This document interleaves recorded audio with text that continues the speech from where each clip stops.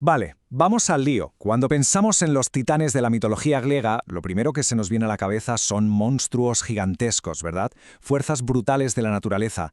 Pero, ¿y si toda esa imagen, la que nos ha llegado por el cine y los videojuegos, fuera en realidad una versión muy simplificada de la historia original? Esa es justo la pregunta que vamos a intentar responder. Vamos a explorar la enorme diferencia que hay entre la versión que casi todo el mundo conoce y lo que nos cuentan las fuentes antiguas. Y ojo, porque la respuesta puede cambiar por completo la perspectiva que tenemos sobre esta primera generación de dioses. Y es que aquí se ve el contraste de un solo vistazo. Es brutal. A la izquierda, la idea popular. Los titanes como villanos primitivos, pura fuerza bruta. A la derecha, lo que nos dicen los textos de la época. Dioses asociados a conceptos como la inteligencia, la memoria, la ley divina e incluso los gobernantes de una edad de oro. La pregunta del millón es, ¿cómo hemos llegado de una cosa a la otra? Bueno, pues empecemos a desenredar el hilo. Lo primero que hay que entender es que esa imagen de los titanes como gigantes deformes es en gran parte una invención moderna. Si nos vamos al arte y la literatura de la antigua Grecia, la historia que encontramos es muy diferente. Y aquí está la clave de todo, el quid de la cuestión. No se trataba de una lucha entre la civilización y la barbarie. Era un conflicto familiar, una guerra civil divina en toda regla entre padres e hijos. La diferencia era de generación, no de especie, por así decirlo. Así que vamos a aparcar por un momento esa imagen de monstruos y vamos a conocer a la familia original. Los 12 titanes eran la primera dinastía de dioses, y cada uno tenía dominios sorprendentemente sofisticados que, de hecho, sentaron las bases del cosmos.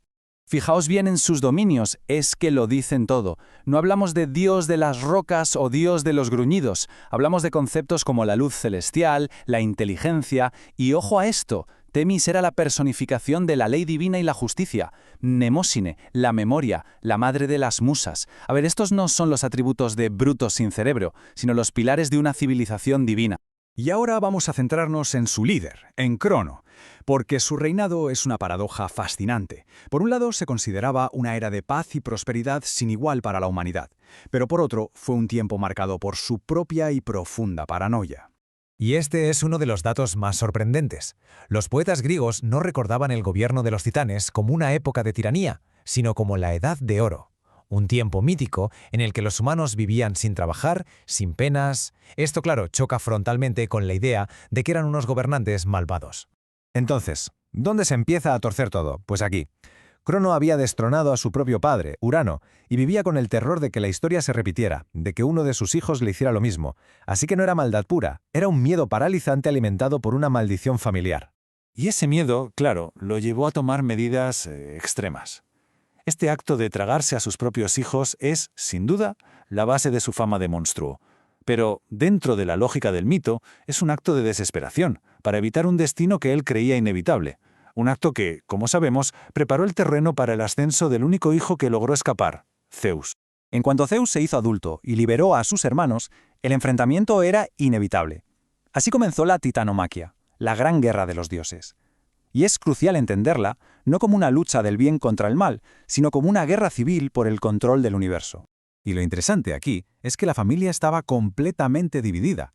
No fue una lucha de todos los titanes contra todos los olímpicos. Algunos, como Océano, se mantuvieron al margen, y otros, como Temis, la de la justicia, e incluso Prometeo, se pusieron del lado de Zeus, porque veían que el cambio era inevitable.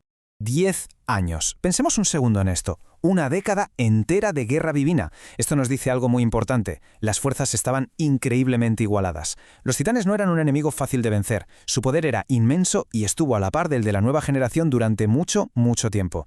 Al final la balanza se inclinó cuando Zeus jugó su as en la manga. Liberó a los cíclopes y a los hecatonquiros del Tártaro. Con su ayuda los olímpicos ganaron, establecieron un nuevo orden cósmico y encerraron a sus enemigos en la prisión más profunda de la creación. Y justo cuando parece que la historia ha terminado, que Zeus ya está en el trono, surge una nueva amenaza.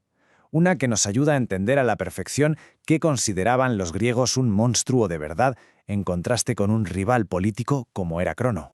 El reinado de Zeus no iba a estar seguro por mucho tiempo. Nació un ser con el único propósito de deshacer la creación y devolver el universo al desorden primordial del que surgió.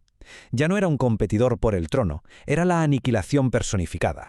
Y ese ser era Tifón, Es que solo hay que escuchar la descripción de Hesíodo. 100 cabezas de serpiente, voces de todo tipo de bestias. Esto no es un dios con forma humana. Es una cacofonía de caos, una monstruosidad cuya sola existencia era un ataque directo al orden. Esta es la imagen de un verdadero monstruo en la mentalidad griega.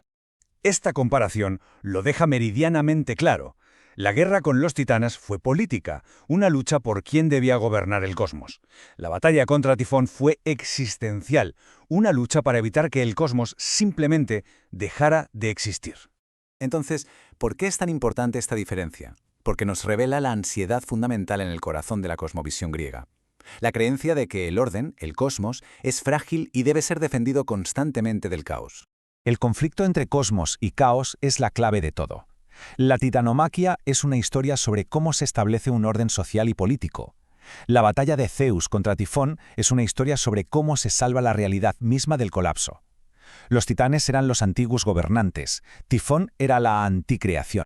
Así que, en resumen, los titanes no eran los monstruos que la cultura pop nos ha vendido. Eran una generación de dioses cuyo reinado se recordó como una edad de oro y que fueron derrocados en una guerra de poder, no de moralidad. La verdadera amenaza, el verdadero monstruo, era siempre el caos que acechaban los bordes de la existencia. Y esto nos deja con una pregunta final para reflexionar. Si los griegos contaban estas historias para explorar sus miedos sobre la fragilidad del orden y la civilización, ¿qué significa que hoy en día, a menudo, simplifiquemos esas historias, convirtiendo a rivales políticos complejos en monstruos sin matices? ¿Qué dice eso sobre cómo vemos el mundo y nuestros propios conflictos?